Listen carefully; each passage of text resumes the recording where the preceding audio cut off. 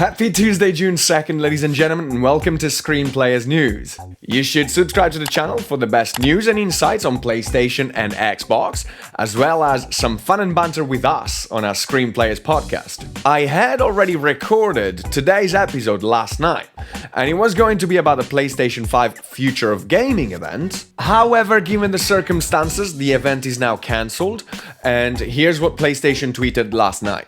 We have decided to postpone the PlayStation 5 event schedule for June 4th.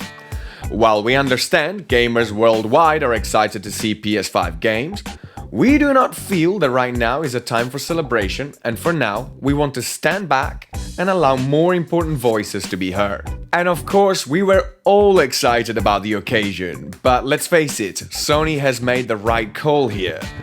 And we should be hearing from them about a new date fairly soon. It's worth noting that Microsoft has also taken a step back, and they're using their social media channels to amplify the voices of the Black and African American community that works within the company. So today we're going to talk about the phenomenal Xbox backwards compatibility program. Before we do that, the review embargo for The Last of Us Part 2 will be lifted Friday 12th of June. Now that is a full week before the game officially releases. You know what that means, right? Sony and Naughty Dog are confident that this game is getting good scores. Please be good. Please be good, I've been waiting years. Microsoft has been paying attention to backwards compatibility all throughout this current generation, and it looks like they are doubling their efforts up.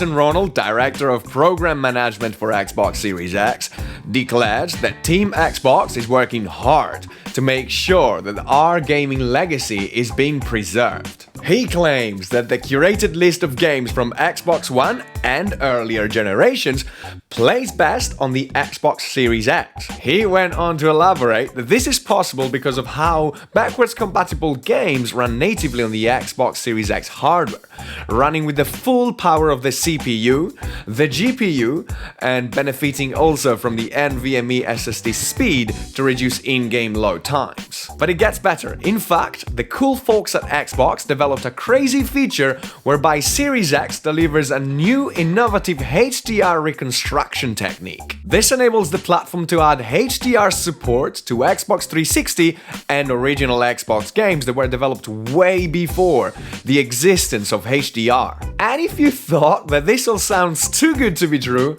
well, check this out. Microsoft claims that a selected number of Xbox 360, and Xbox One titles will run at double the original frame rate when running on Series X. Titles that ran at 30 FPS will get up to 60, and titles that ran at 60 will get up to a whopping 120 FPS.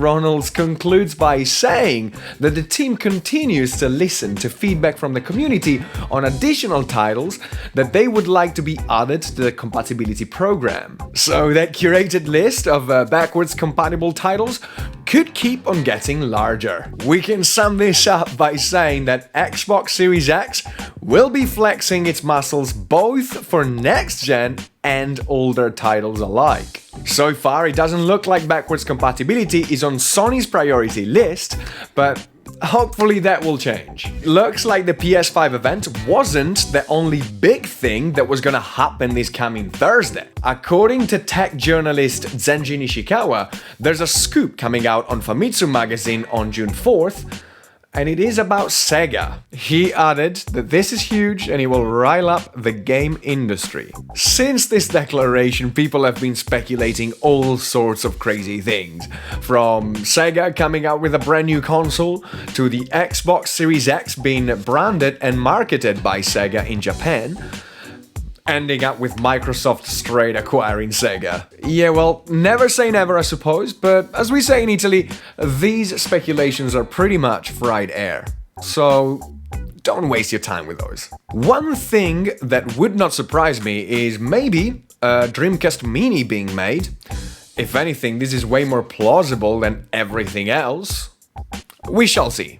We are curious to know, what is your opinion on backwards compatibility? Would you like Sony to invest a bit more for us all to be able to play older games, or would you rather have them focusing all their efforts towards the future of gaming? Let us know either in the comments down below or on Twitter at ScreenPlayers_. This is all for today. As usual, thank you so much for watching, and don't forget, we will be live with our ScreenPlayers podcast this coming Thursday, June 4th at 6 p.m. UK, which is 7 p.m. European.